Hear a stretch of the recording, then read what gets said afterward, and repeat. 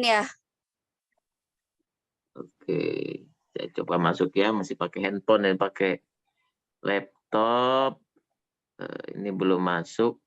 Saya coba pakai ini handphone, pakai handphone yang kedua nih. Baik. Bentar. Ada kendala jaringan wifi boleh jadi ya. Baik. Suara saya terdengar ya? Jelas, Ustadz. Jelas ya? Baik, alhamdulillah. Jadi pertanyaan dari teman-teman tadi adalah kaitannya dengan penyikapan kita akan apa yang sudah Allah takdirkan kepada kita. Dan itu babnya bab takdir, termasuk juga masalah jodoh. Nah, jadi apa yang perlu ditingkatkan untuk bisa menghadapi itu? Tadi yang disampaikan oleh dalam pertanyaan itu, bagaimana agar kita yakin bahwa kita akan dapat jodoh. Nah, ketika bicara yakin, ini babnya emang bab perkara iman. Bab perkara iman. Yang ada 6 rukun iman itu.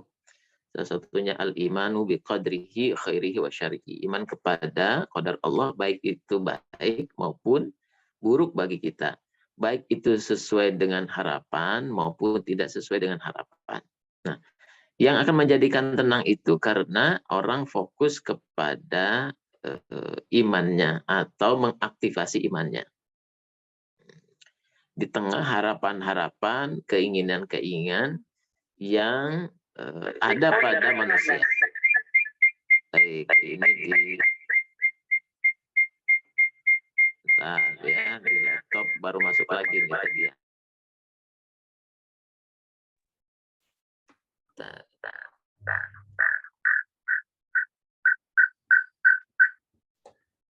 Halo, masuk? Bisa, Ustadz. Bisa ya? Suaranya kedengar nih. Kembali ke laptop kayak tukul nih ya. Tapi gambar, nah baru ada. Baik. Jadi bab terkait dengan bab keimanan. Ketika iman seseorang hidup dengan ibadah kepada Allah Subhanahu wa taala, maka otomatis ia akan menjadi yakin bahwa jodohnya itu ada. Dan pada saat yang sama, keyakinan itu akan mendorong seseorang untuk melakukan ikhtiar, melakukan kesempurnaan ikhtiar.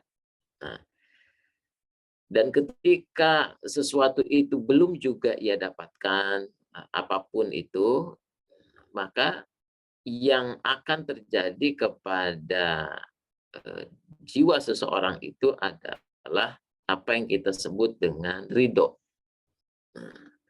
Kepuasan dan penerimaan terhadap keputusan Allah setelah ia melakukan ikhtiar yang maksimal.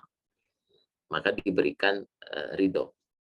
Nah, pada kondisi iman yang belum hidup, pada kondisi iman yang belum kokoh, maka bisa terjadi keraguan-keraguan.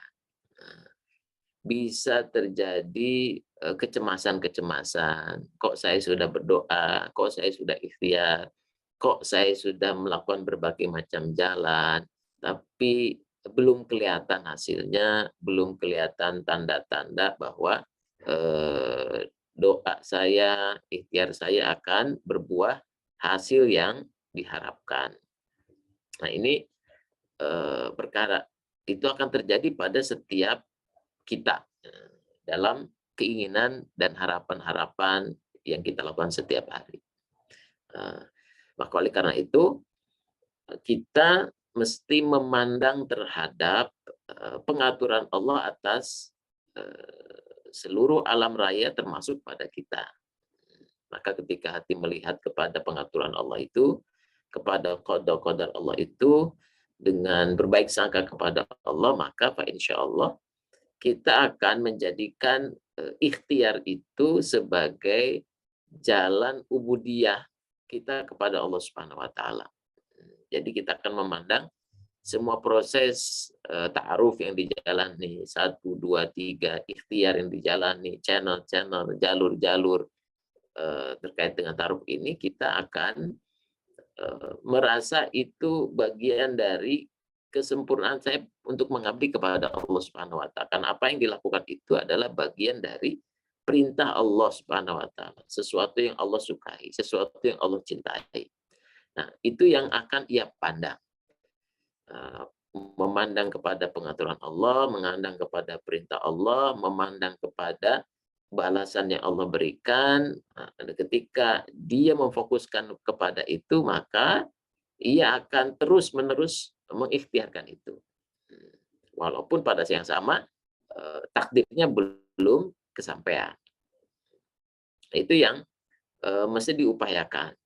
Sama seperti ketika seekor burung keluar dari sarangnya, dia tidak pernah tahu biji-bijian dan makanan yang Allah berikan hari itu ada di mana, di sebelah mana. Yang ia lakukan adalah dia keluar dari sarangnya, dia berkicau dan terus terbang, dia mencari ke sana kemari, dan Allah menyempurnakan rezeki itu, dan pada sore hari dia kembali dengan tembolok yang penuh.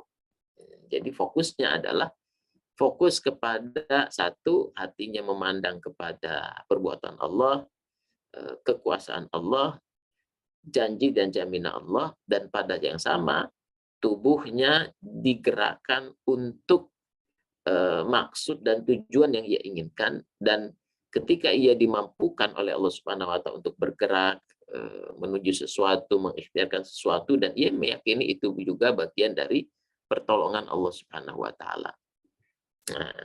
Nah, ini yang mindset ini yang perlu kita terus-menerus tanamkan setiap hari, setiap saat terhadap ikhtiar menjemput jodohnya ataupun pada ikhtiar-ikhtiar yang lainnya seperti itu. Baik, melanjutkan bahasan terkait dengan pertemuan sebelumnya. Nah, pertama sudah kelihatan belum? Belum. Lagi proses kayaknya Ustaz. Proses ya. Sudah.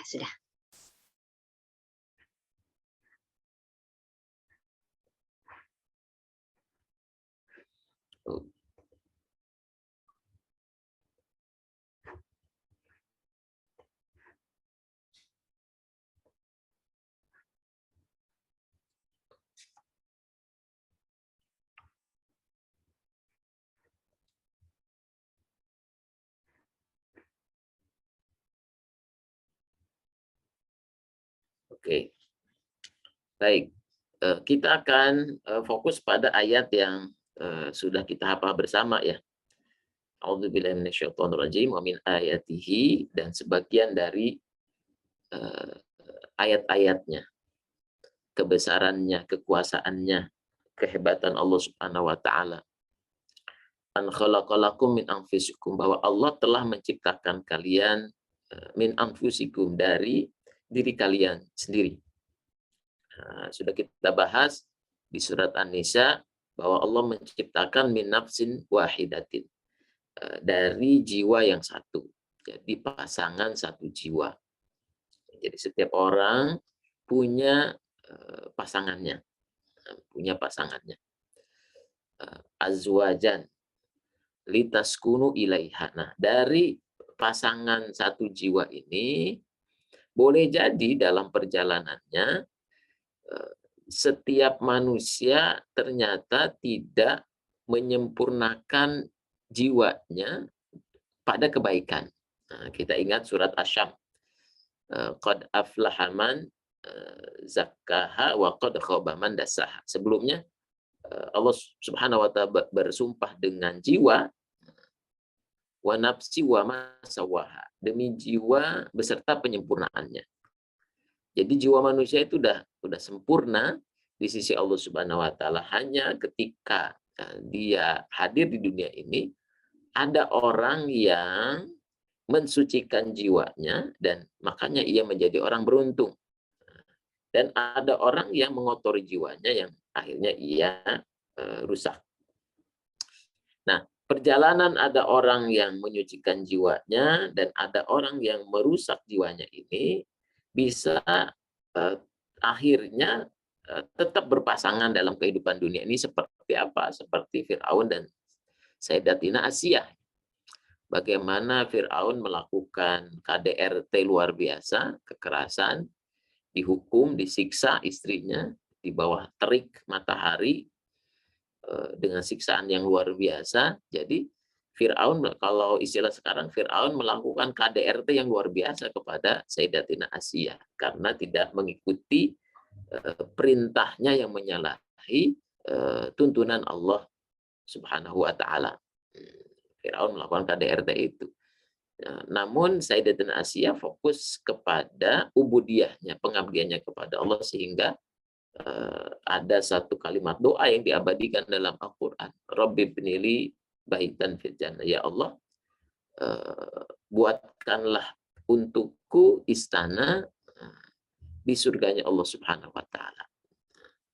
Wa najjini min fa'ril amalihi, dan selamatkan aku dari Firaun dan setiap perbuatannya. Maka Allah Subhanahu wa taala menyelamatkannya, Allah mengangkatnya, Allah mematikannya, menyelamatkannya, dan hidup sekarang dalam kebahagiaan di sisi Allah Subhanahu wa taala. Nah, dalam perjalanannya ada manusia yang katakanlah si A sudah berpasangan dengan si B sebagaimana Firaun Asyadnya. Firaun ini menjalani hidupnya justru dengan merusak jiwanya, berbeda dengan Sayyidatina Asiyah. Maka sahabat semua, setiap orang berpasangan itu mutlak dan pasti.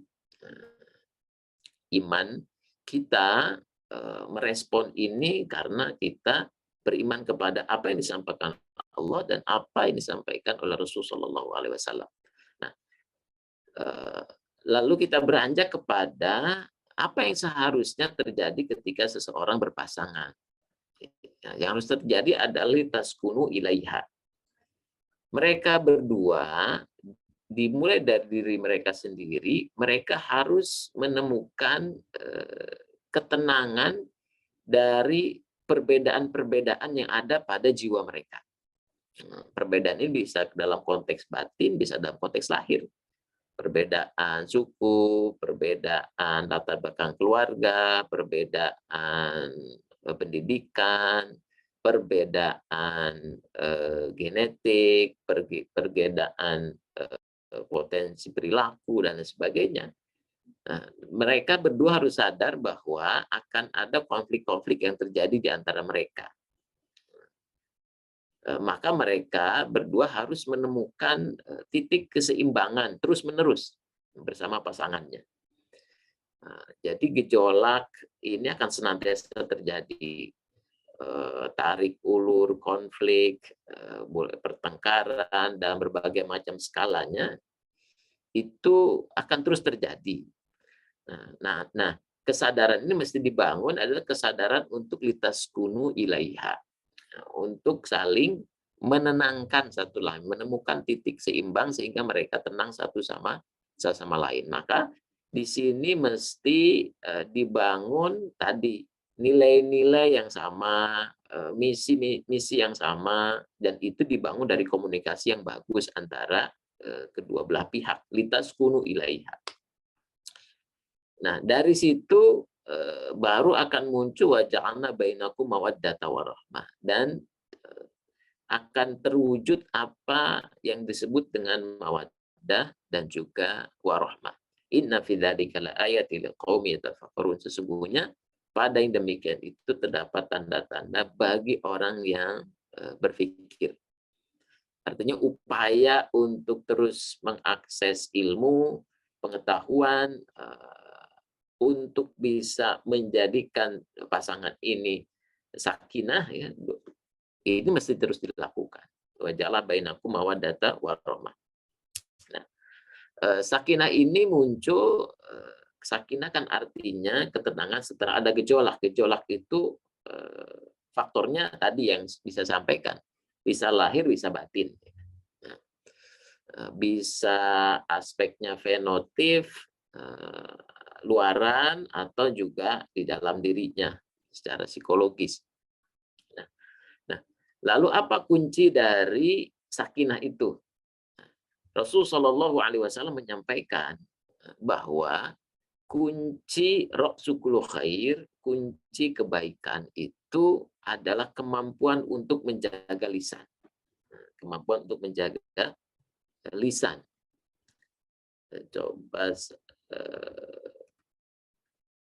nah ini dia, saya share ya. Nah, hadis dari Rasul Muhammad Shallallahu Alaihi Wasallam. Oh, berarti di stop dulu, baru saya share lagi.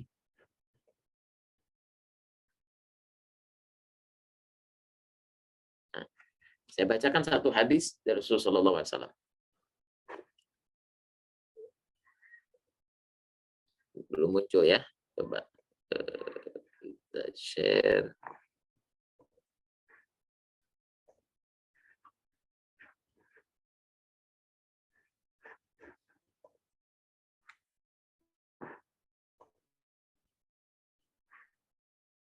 Ya, ukhbiruka bimalaika dzalika kullih. Rasulullah SAW menyampaikan, maukah aku beritahukan kepadamu tentang kunci semua perkara itu?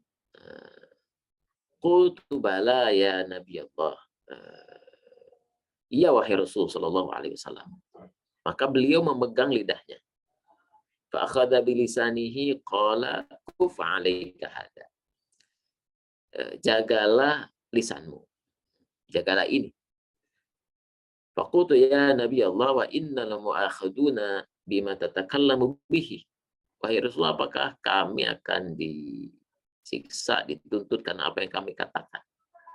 Rasul Sallallahu Alaihi Wasallam menyampaikan, takilat ka ummuka ya Mu'ad, yang bertanya Mu'ad bin Jabal, wa hal yakubbun nas finnar ala wujuhihim aw ala manakhirihim illa hasaidu alsinatahu.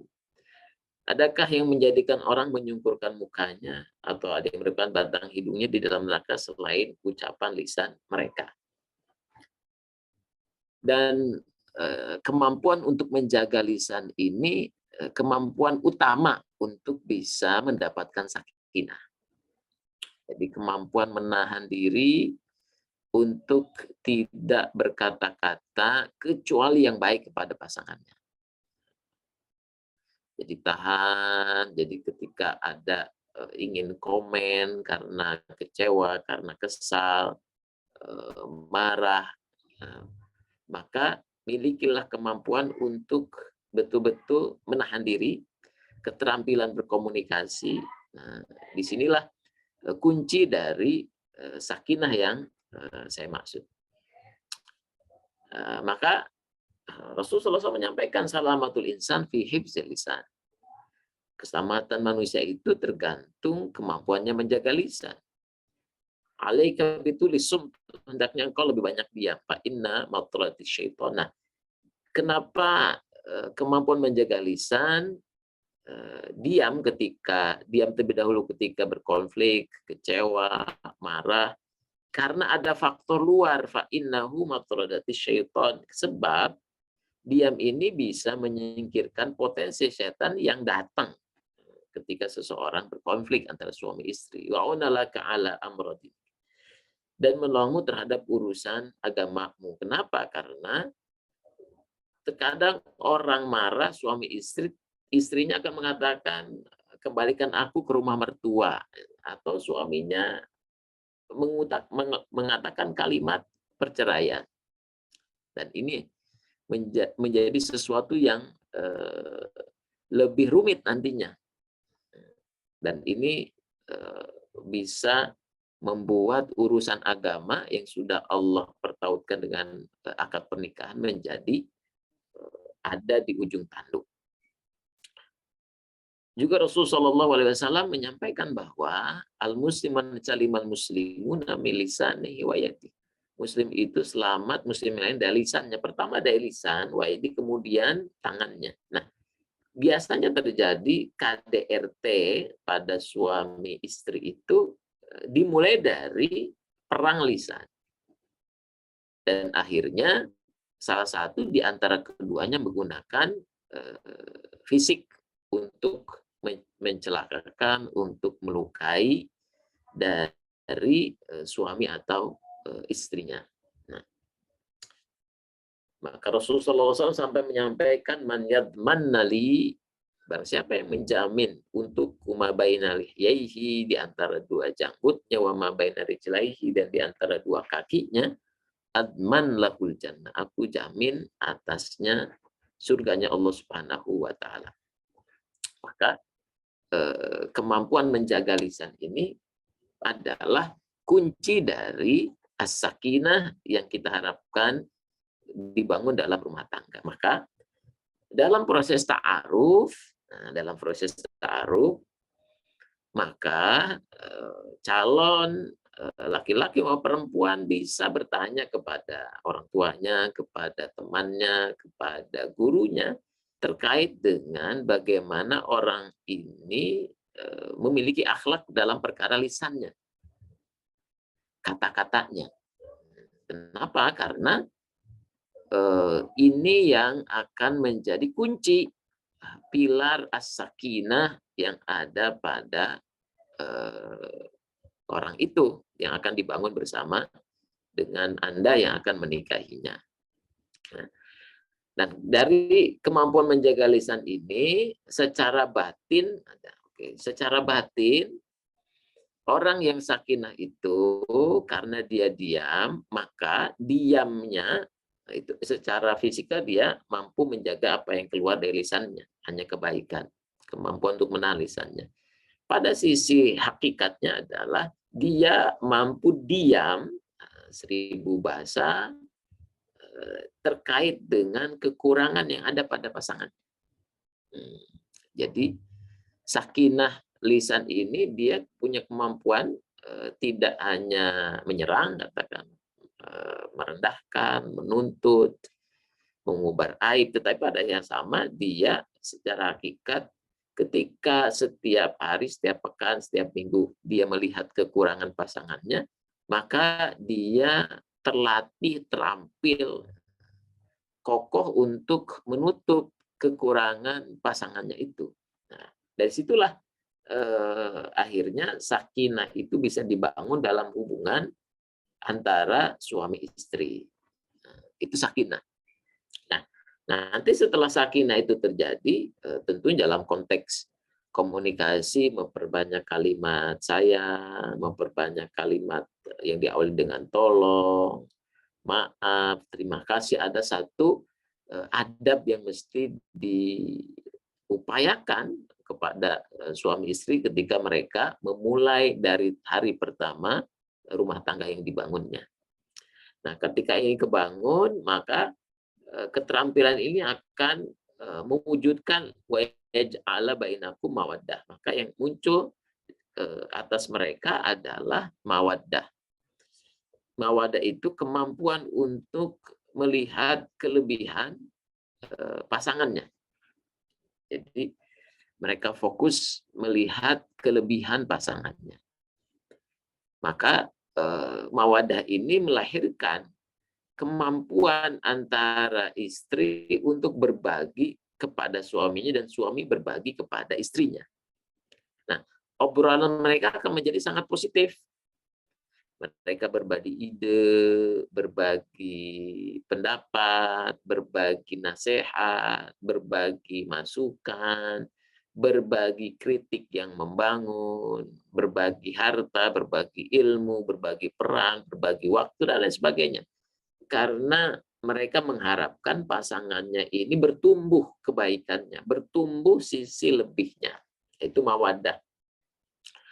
Dan sisi ya rahmah ini lebih luar biasa lagi, karena mereka mengupayakan ini terjadi, maka Allah memberikan rahmat kepada suami dan istri ini, dan karena rahmat Allah Subhanahu wa taala inilah mereka diberikan kekayaan jiwa, kekayaan hati untuk berkorban, untuk mengutamakan pasangannya.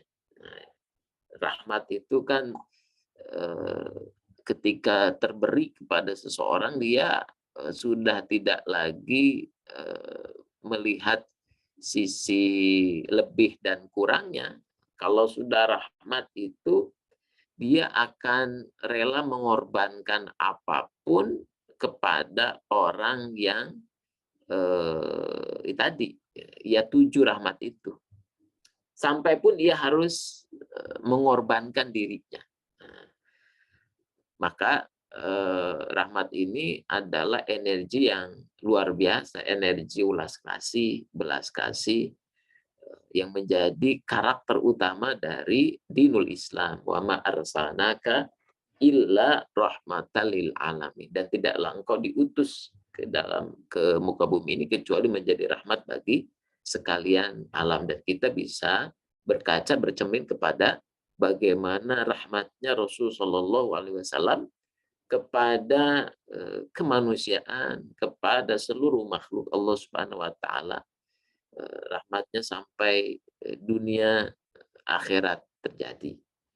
Nah, itu bagaimana rumusan sakinah, mawaddah, warahmah yang menjadi pilar keberpasangan. Jadi pilar keberpasangan itu terjadi, prosesnya adalah sakinah, mawaddah, dan warahmah. Nah, ini yang sehingga ketika rahmat itu terjadi, mereka akan dikayakan dengan sedekah, mereka akan dikayakan dengan ilmu, Allah kayakan dengan kreativitas, Allah kayakan dengan inspirasi, Allah kayakan untuk berjuang di jalan Allah, dan sebagainya, dan sebagainya. Setiap keluarga tentu punya maunah pertolongan Allah yang khas kepada mereka. Nah, ini yang mesti diupayakan terus-menerus pada pasangan suami istri. Tentu karena ini diupayakan terus-menerus, akan ada naik dan akan ada turunnya. Naik turun sebagaimana al-imanu yazidu wa yanqus. Iman itu naik dan turun. Nah, mudah-mudahan kita semua yang ada di sini mendapatkan pasangan yang kedua belah pihak mencoba untuk menemukan sakinah. Dan kedua belah pihak mencoba untuk berkontribusi terhadap kelebihan kekuatan pasangannya, dan kedua belah pihak rela mengutamakan pasangannya, berkorban untuk pasangannya karena Allah memberikan rahmat kepada suami dan istri itu. Demikian. Jazakumullah khairan katsira pertemuan pada hari ini. Maka oleh karena itu kita harus pandai-pandai menemukan keseimbangan dengan orang yang telah Allah jodohkan untuk kita. Nah, makanya keseimbangan ini akan muncul kalau suami dan istri dari awal memang menikah karena ingin taqarrub kepada Allah, ingin mendekat kepada Allah, ingin menggunakan pengabdiannya kepada Allah Subhanahu wa taala. Maka titik keseimbangan ini akan bisa terjadi kepada suami atau istri yang sudah Allah pasangkan itu. Nah, sebagaimana kita sampaikan dalam video yang di-share di akun Maitu Sakinah, salah satu kalimat yang indah dari Ustadz Adi Hidayat terkait dengan nasihat pernikahan, bahwa pernikahan adalah upaya untuk taqarrub kepada Allah Subhanahu wa taala. Terima kasih, jazakumullah khairan katsira. Wabillahi taufiq wal hidayah. Assalamualaikum warahmatullahi wabarakatuh. Silakan kita buka dengan tanya jawab. Waalaikumsalam warahmatullahi wabarakatuh. Jazakumullah Ustadz. Pas udah titik terakhir suara Ustadz mulai menghilang gitu lagi. Untung pas selesai nih. Oke, baik teman-teman, silakan bila ada ingin ditanyakan atau ingin disampaikan dari yang sudah disampaikan dari Ustadz tadi.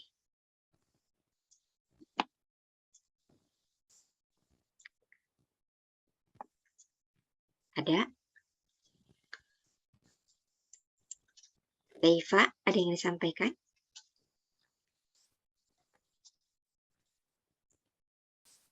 Mic-nya hidup tapi nggak ada suara, Teifa. Ini pertemuan yang terakhir ya, pertemuan keempat ya. Terakhir ya Ustaz. Masa ya. Oh.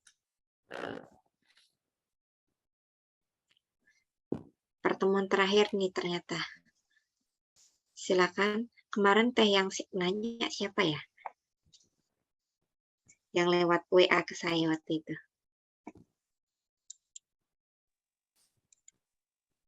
Saya Teh. Ah, Saya Teh Dian. iya. Desi tadi udah dengar ya, tapi Teh jawabannya tadi udah join belum Teh?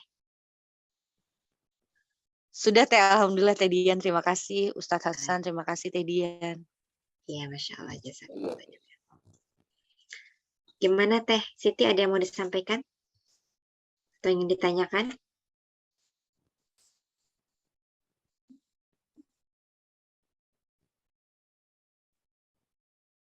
Teh Elin? Ini pertemuan terakhir kita ya, jadi mungkin kalau ada yang ingin ditanyakan, kalau nggak ada nanya, saya kepengen nanya satu nih Ustaz.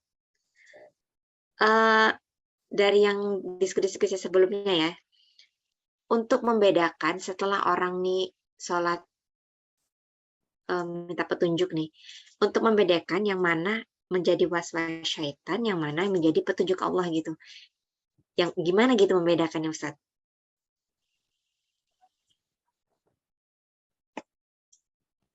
Jadi setan ini kan was-was itu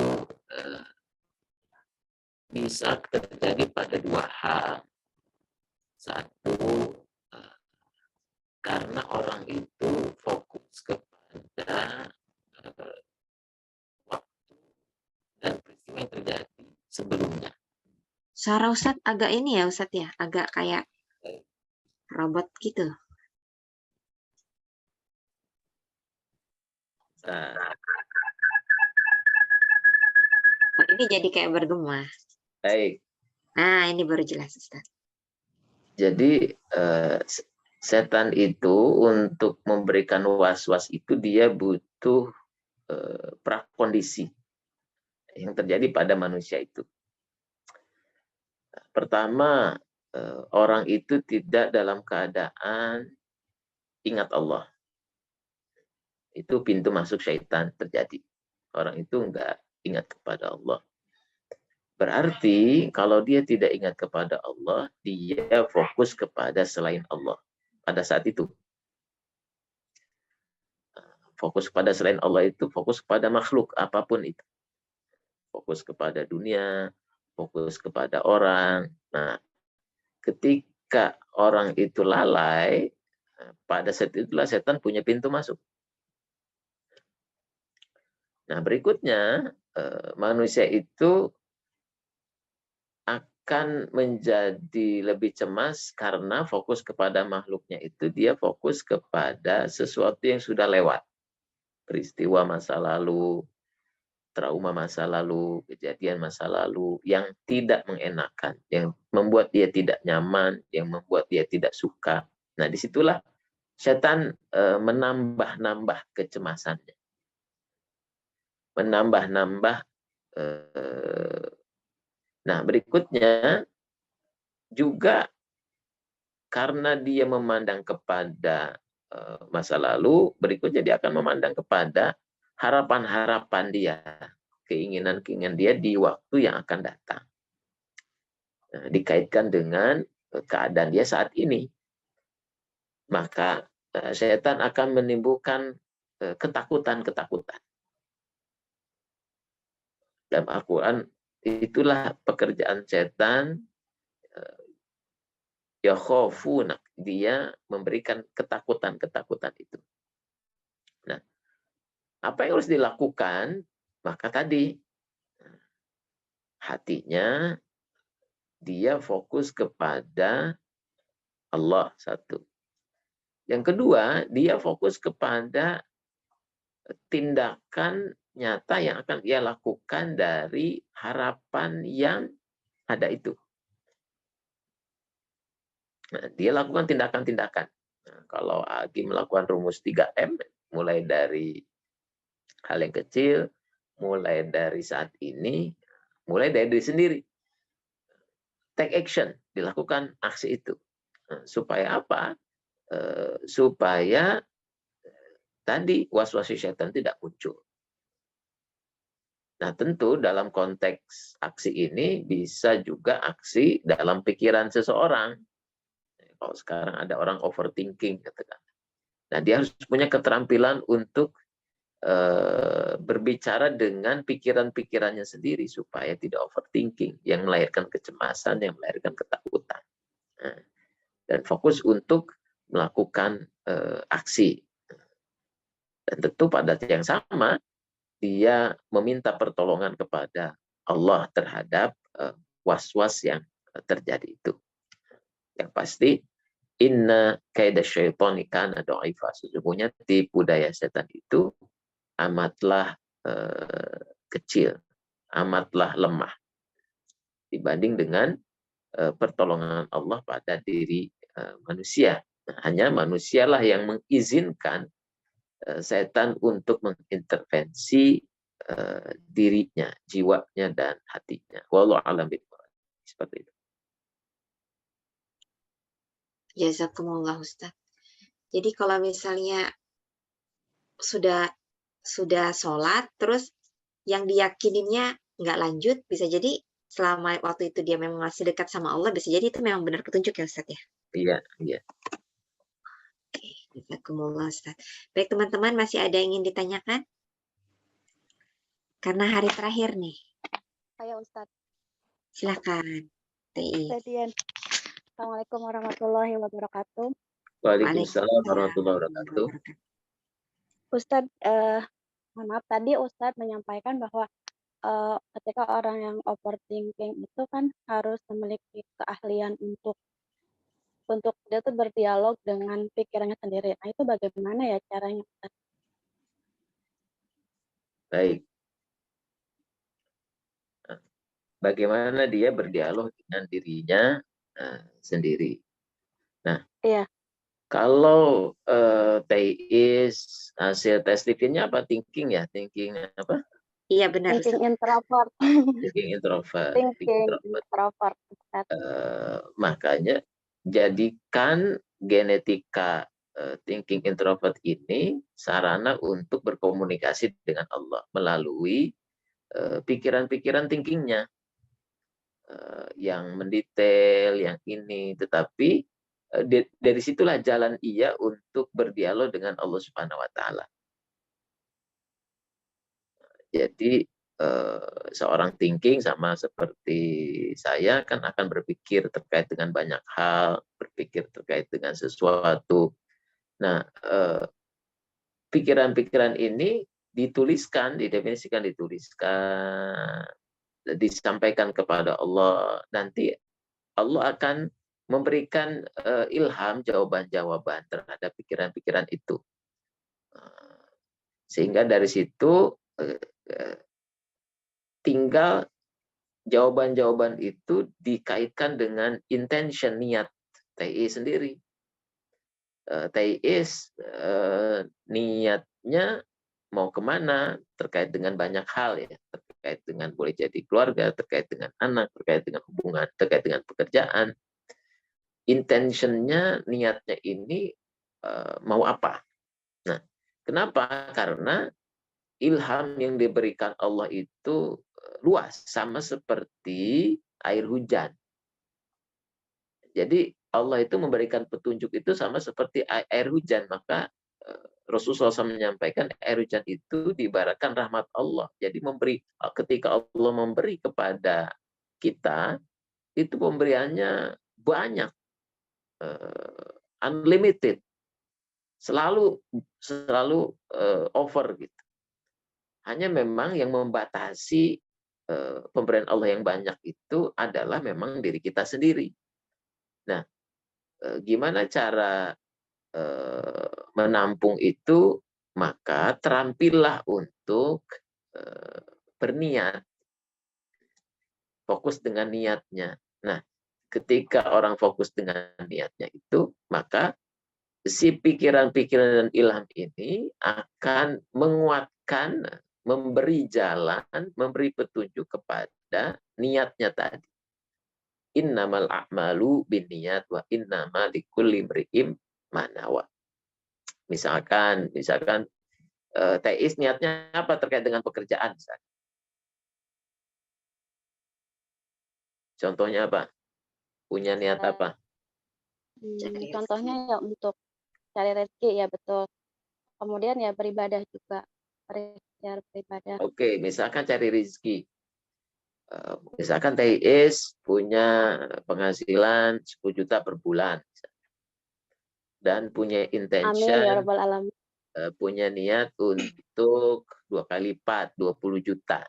Nah, Amin ya gunakan rabbal alamin. 20 juta ini kepada Allah, berdoa kepada Allah untuk diluaskan rezekinya. Luaskan rezekinya seberapa? Teis kan memberikan batasan terhadap dirinya. Oh, 20 juta aja ya Allah. Padahal Allah bisa memberikan 200 juta atau 2 miliar atau lebih dari itu, tapi manusia yang 20 juta aja udah cukup gitu kan. Nah, dari situlah thinkingnya itu difokuskan untuk berpikir rezeki, gimana cara mendapatkan rezeki 20 juta itu, dengan cara apa, dengan ikhtiar seperti apa. Dia akan diberikan ilham petunjuk untuk mencapai itu. Intention terkait dengan niat 20 juta itu. Dan tentu dalam proses mencapai 20 juta itu akan ada ujian, akan ada ibtila dari Allah. Kenapa? Karena seseorang katakanlah teis mendapat 10 juta saat ini tentu dengan kapasitas 10 juta.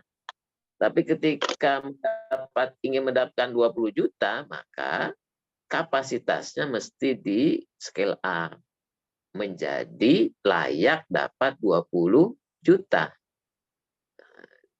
Kenapa? Karena kalau teis dikasih 20 juta oleh Allah Subhanahu wa Ta'ala dan kapasitasnya belum sampai ke situ, maka akan ada kezaliman terhadap dirinya sendiri. Dan itu yang kita tidak inginkan. Ada orang diberikan sesuatu, tetapi sesuatu itu justru membuat orang itu jadi tambah buruk. Atau berpotensi bahkan berbuat dosa. Dan itu yang kita tidak harapkan. Kadang manusia, katakanlah seseorang berpikir, misalkan teis itu berpikir dari 10 dapat 20. Tetapi kadang kita ketika meminta 20, tidak berpikir apa bahaya ketika dapat 20 itu. Yang Allah ketahui, kalau dapat 20 maka akan terjadi bahaya pada diri teis A, B, C, D, yang biasanya manusia itu nggak pernah mikir. Terkait dengan bahaya yang terjadi ketika ia mendapatkan hal tersebut.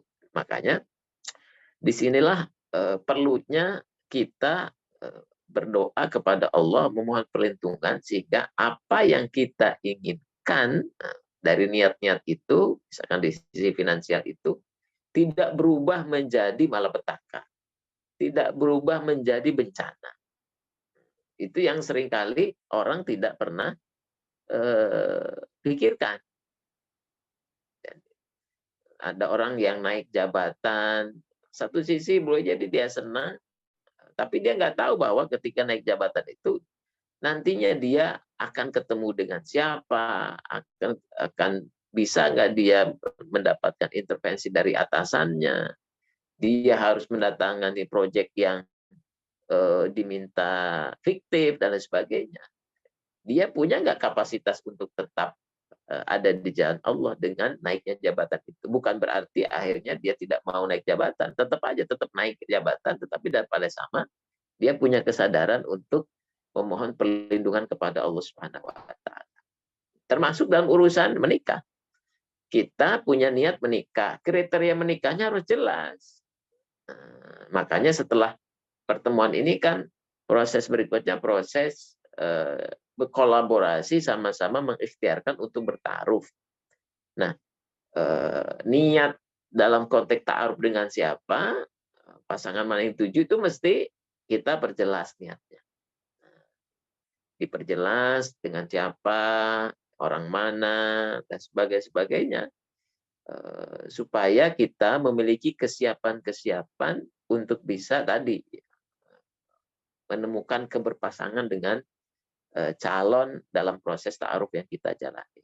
Demikian. Jazakumullah Ustaz.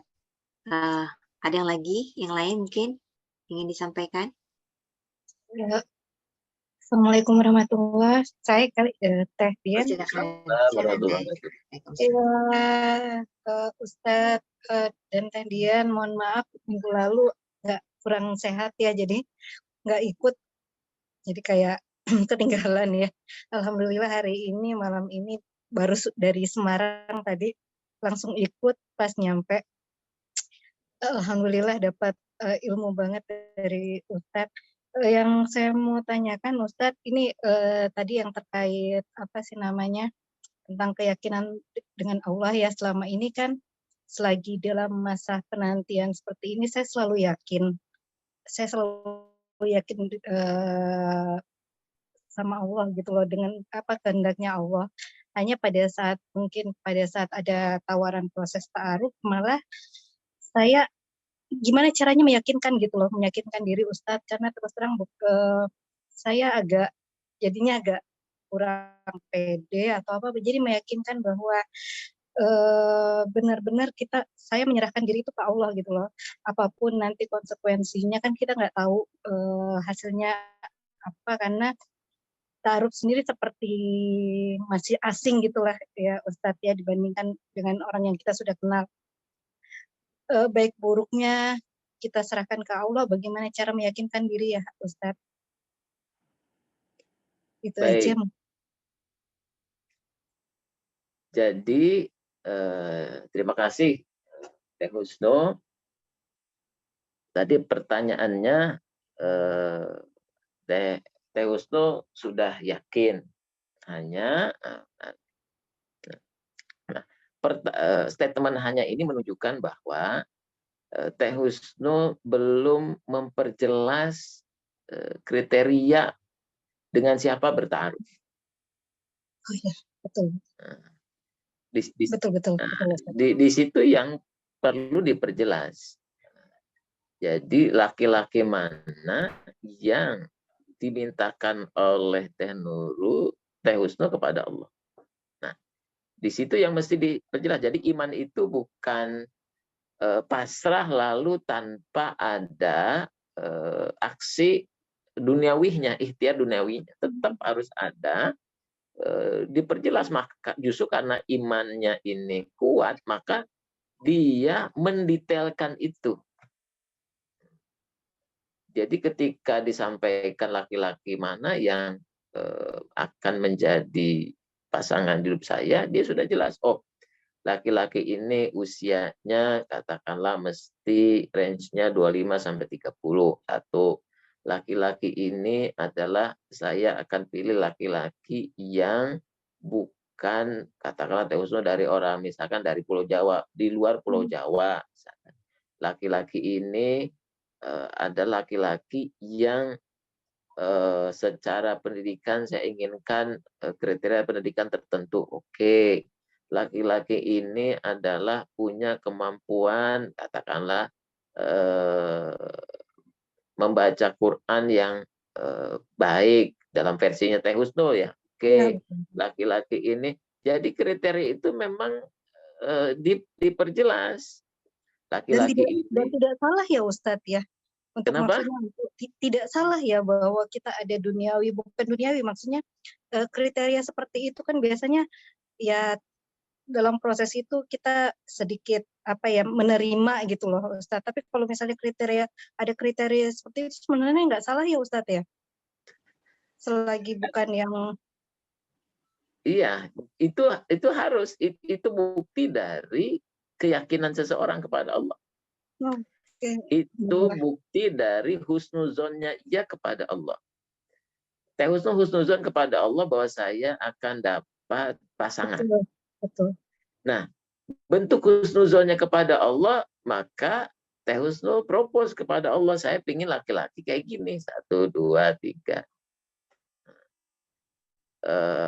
Dan itu didetailkan sampai akhirnya terbentuk citra bayangan, oh laki-laki seperti ini nih yang diinginkan. Nah, setelah itu dituliskan, ada dalam bayangannya, serahkan kepada Allah. Misalkan laki-laki itu ternyata ada di satu lembah gunung tertentu gitu. Oh, ternyata ini sesuai dengan kriteria Teh Husnul. Allah yang akan memerintahkan para malaikatnya kepada laki-laki itu yang ada di lembah sana, itu kan sekian ribu kilometer dari Teh Husnul, Teh Husnul bagaimanapun caranya. Nah, itu kan di luar kemampuan Teh Husnul. Teh Husnul hanya meminta kepada Allah, ini kriteria laki-lakinya, ini. Nah, Teh Husnul datang ke Nuwaitus Sakinah sebagai bentuk ikhtiar. Nah, kita juga nggak tahu kan, ini kriteria laki-lakinya ada di mana itu kan. Iya betul. Yang kita lakukan adalah kolaborasi sama-sama, itu lelaki itu adanya di mana, kita cari. Dan bagi kami di Nuwaitus Sakinah, menjadi jalan orang ketemu jodohnya itu kan jadi kebahagiaan. Sama ketika menjadi jalan rezeki orang lain, jalan menolong orang lain. Jadi kita jadi kaki tangannya Allah beserta para malaikatnya untuk memberikan manfaat kepada sesama. Nah, itu yang boleh jadi Teh Husnul belum maksimalkan di situ. Nah, itu disampaikan kriterianya dengan jelas. Makanya dalam proses ta'aruf ini makin bulat kriterianya, makin terbayang, maka makin bagus. Contohnya, ada seorang anak khalifah yang belum mau nikah. Belum mau nikah. Kenapa? Karena kriterianya sangat jelas. Pangeran ini, anak khalifah ini, ceritanya jelas, saya hanya akan menikah dengan wanita yang punya cita-citanya membebaskan Al-Aqsa, Palestina. Saya tidak akan pernah nikah dengan wanita yang ketika ditanya cita-citanya apa, misalkan ditanya pada perempuan, kamu cita-citanya apa? Saya ingin mendapatkan laki-laki yang soleh, bertakwa. Ini pangeran ini ditolak tuh. Ini nggak masuk kriteria saya. Sampai akhirnya suatu saat kan pangeran ini diskusi dengan gurunya. Sebelum diskusi itu, gurunya punya tamunya seorang perempuan yang curhat, konsultasi. Akhirnya si pangeran ini diminta untuk duduk sebentar, nunggu konsultasi. Dan dalam proses konsultasi itu, si perempuan menyampaikan niatnya untuk menikah dengan laki-laki yang bisa tadi membebaskan bumi Palestina pada waktu itu. Nah, si anak khalifah ini mendengar curhatan dari wanita ini kepada Syekh. Maka wanita ini pulang. Akhirnya ketika menyampaikan diskusi dan akhirnya ditanyakan oleh pangeran, siapa yang datang itu, perempuan itu? Mem, kenapa? Karena aku punya cita-cita yang sama dengan perempuan itu. Kalau dia belum menikah, aku akan menikahinya. Jadi si laki-laki ini menikahi perempuan itu atas dasar misi yang kriteria yang ia tetapkan. Jadi dia tidak melihat itu perempuan dari mana, wajahnya seperti apa, itu sudah dia hilangkan. Kenapa? Karena kriteria itu sudah cocok dengan dia. Cukup kriteria itu membuat dia menerima perempuan itu jadi istrinya. Nah, apakah teman-teman di sini ketika akan ta'aruf sudah bulat dengan kriteria itu? Karena ketika makin jelas kriteria itu, maka kemudahan dari sisi Allah itu makin dekat.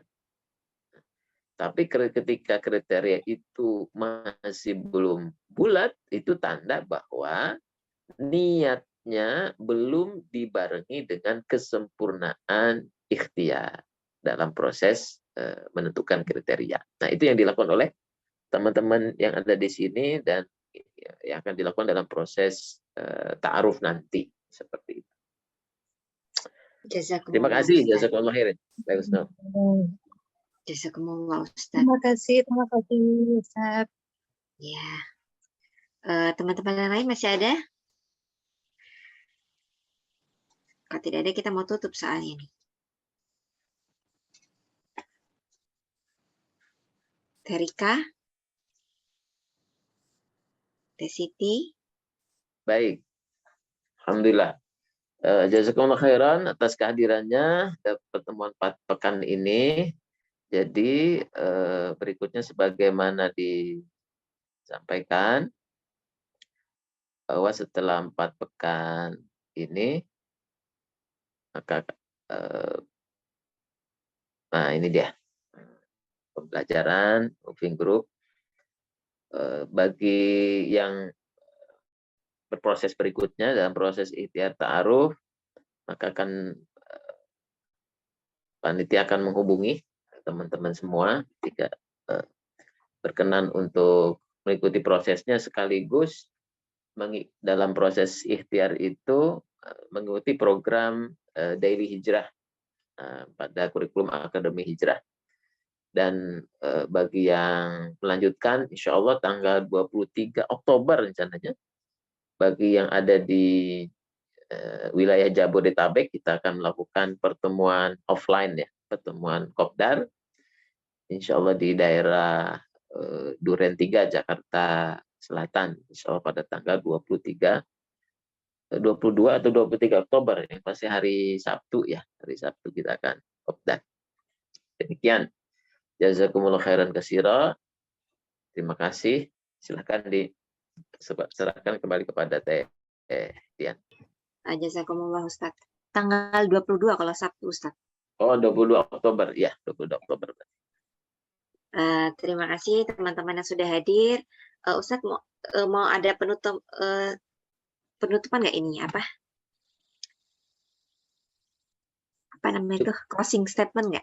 Untuk penutupan kita. Cukup. Oke, baik. Terima kasih teman-teman yang sudah hadir. Semoga semua yang sudah disampaikan bermanfaat dan menguatkan iman, menguatkan niat untuk selalu berhusnuzon untuk tetap mendapatkan jodohnya. Baik, untuk penutupan ini mari kita bersama-sama membaca Alhamdulillah bersama-sama. Alhamdulillah. Perbanyak istighfar. Dan doa penutup majelis. Subhanallah wa bihamdika asyhadu an la ilaha illa anta astaghfiruka wa atubu ilaik. Jazakumullah teman-teman. Assalamualaikum warahmatullahi wabarakatuh. Waalaikumsalam warahmatullahi wabarakatuh. Waalaikumsalam warahmatullahi wabarakatuh. Waalaikumsalam warahmatullahi wabarakatuh. Masih Jazakumullah.